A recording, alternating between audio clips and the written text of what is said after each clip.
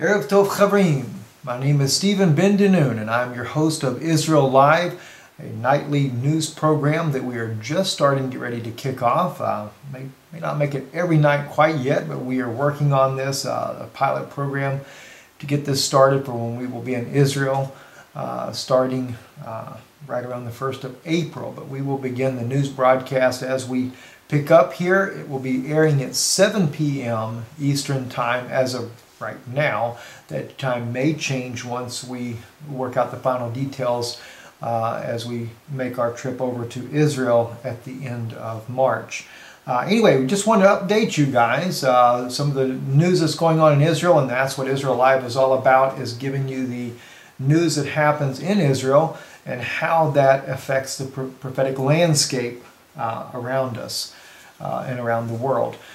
We've I heard today that from my good friend Brother Gary Lowry, he had let me know this earlier today, that Israel had bombed Syria. It was actually right along the Syrian-Lebanon border. There was airstrikes there. It was a convoy. It was reported in Israel National News.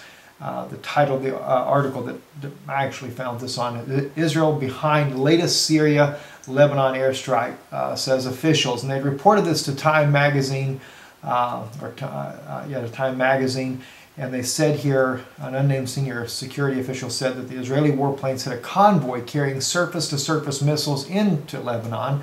The specifics of the missiles targeted by the strike were not immediately available, but the Israeli official indicated that to Time they could carry warheads heavier and more dangerous than almost all of the tens of thousands of missiles and rockets Hezbollah now has pointed towards Israel. So it's certainly definitely a needful thing.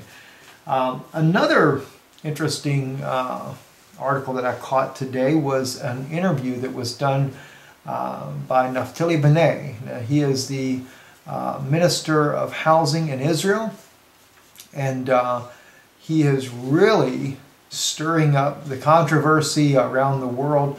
He did an interview with Stephen Sakur with BBC's Hardtalk, and I'm going to share with you some of the clips of this interview. Before I do, let me just say this. Neftali, I am 100% behind this Jewish brother, a member of the Benjamin Netanyahu's cabinet, and the stand that he has taken is really rocking the Jewish world as well. He is a strong advocate for Israel's right to their homeland, and he is very much, from what I can tell, he's very much against the dividing of the land. This is the land that belongs to the Jewish people. He has been quoted as to say that the Jewish people, that we were in this land long before even the British ever had their homeland of England. So very much an advocate for the Jewish people, and very much against, I can't say he's against the peace process, because he has said that he is interested in peace. But one thing that he brings out that I have many times said before, except he quotes the number of the Arab nations around. There are 22 Arab nations, and they have combined together far more land than the Jewish people do. I've always said that they have more land than the United States does altogether between these 22 nations. And the question is, then, why can't the Palestinians then live amongst their own people? Why is it that the Jewish people are constantly pushed off? Anyway, let me just show you some clips here, because when I watch the interview, you can definitely tell. And I don't think that Stephen Sakur is Catholic, but I know he's married to an Iraqi girl. So the thing is, the bias in this interview and his attack on Neftali Bennett is just relentless. But Neftali really stood his ground. Let's take a look at a little bit of this. Word accusing your own boss, the Prime Minister, of contemplating a betrayal.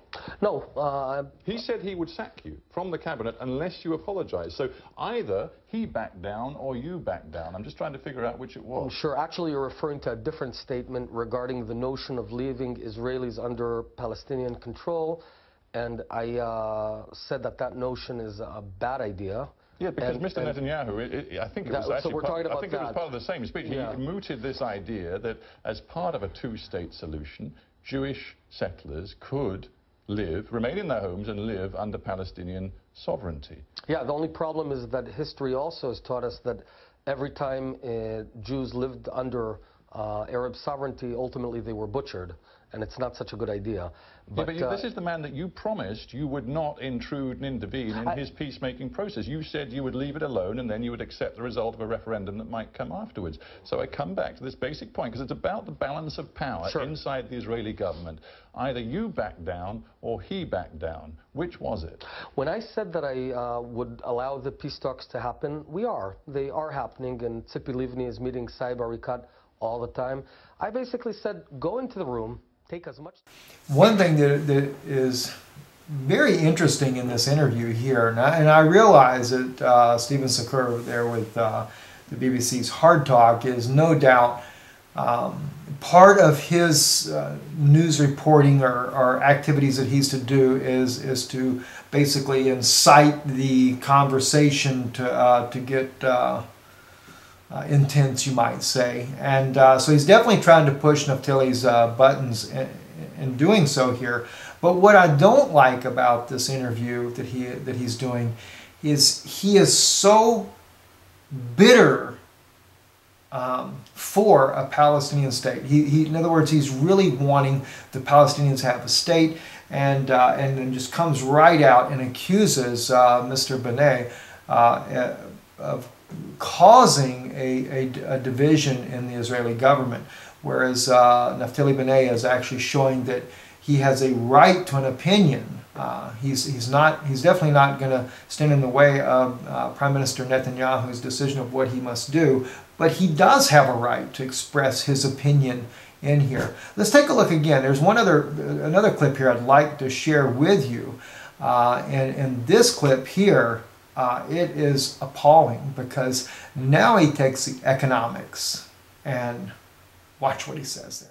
Here's the reality. You and your ideology are out of step with your own Prime Minister, Mr. Netanyahu. You're certainly out of step with people like Tzipi Livni, who are spearheading the Israeli peace negotiation team. You're out of step also with the international community, and most important of all, the Obama administration. And as a result of being out of step with all of those people, it seems you are ready to contemplate Israel's diplomatic and economic isolation. You really ready for that?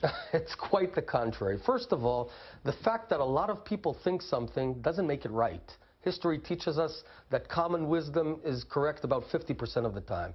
And the fact that everyone thinks that the right thing to hand over land to my enemy and hope that somehow this time they won't... We've gone through that argument. Let's now rehearse the dangers for Israel. However, I want to tell you one thing. And diplomatic you talk isolation. about, I know. You're talking about the entire world. Let me tell you who I do have.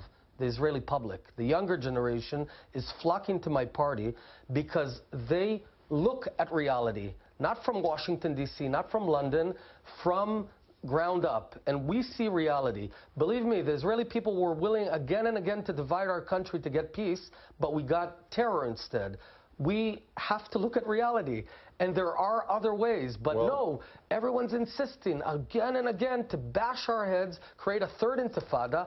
I will tell you that if we want to be internationally isolated, if we want to have war in this region, let's set up a hostile state in our heart. Right. You'll see it happen.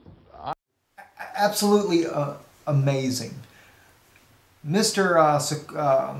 Sakur here is basically accusing Neftali Bennett as being the sole man that is going to cause the Israeli people to plummet into an economic crisis unless he backs Prime Minister Netanyahu 100% and quits trying to stonewall the peace process.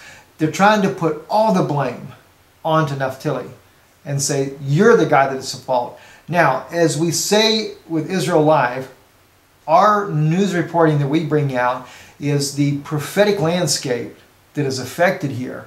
And as I watch this interview and I see the things that are being said and how the interviewer here, Stephen Sakur, is attacking Mr. Neftali Bennett, he is basically, you cannot help but think of from the Christian context of the Bible, of the mark of the beast, where it says you cannot buy or sell, saving you take the mark. This is what that mark of the beast would be. It is a boycott. You either go along with the program, or we're going to cut you off financially. Now, they don't speak about this here, but this is not a Palestinian-Israeli agenda here. This is the Vatican pushing the Palestinians, pushing Israel, pushing the United States to get their way. This is your moment here. Israel Live. God bless you, and good night.